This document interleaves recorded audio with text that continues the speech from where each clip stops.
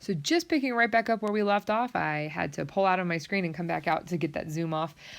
So adoption. So we've seen an increased rate of diversity because there are less limitations in terms of things like income requirements. And so now single people are able to adopt, whereas before there were a lot more stricter rules about you have to be married and you have to, have a particular income.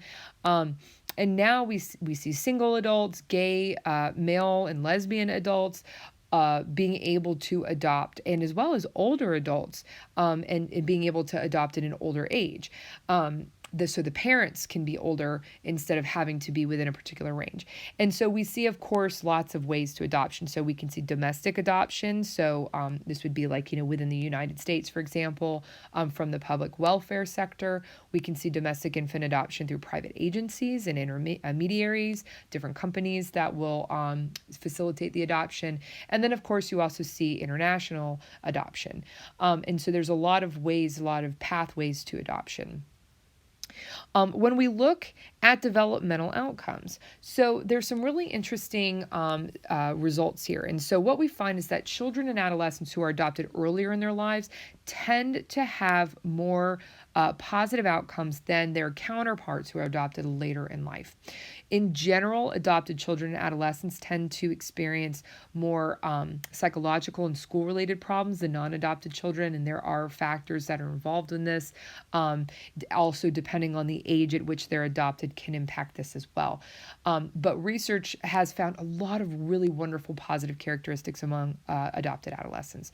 The vast majority of adopted children, adolescents, adjust quite effectively. And there's a lot of research that supports that.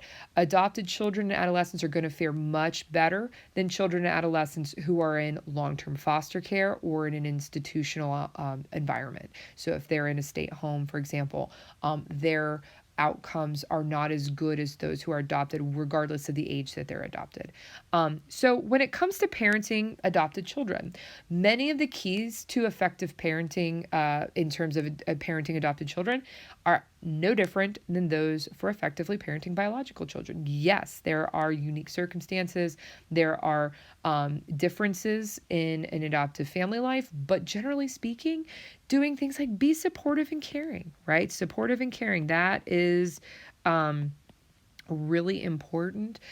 Being involved, right? So being involved in your children's life, monitoring the adolescent's behavior and whereabouts, being a good communicator. Communication is key between parent and child. And finally, helping that adolescent develop self-control. And so this is really, part of that process of letting them have more autonomy, letting them kind of find who they are. And these are things that are, it doesn't matter if they are adopted or if they're your biological child. These are things that are important. This warmth, caring, supportive environment is what a child and adolescent needs.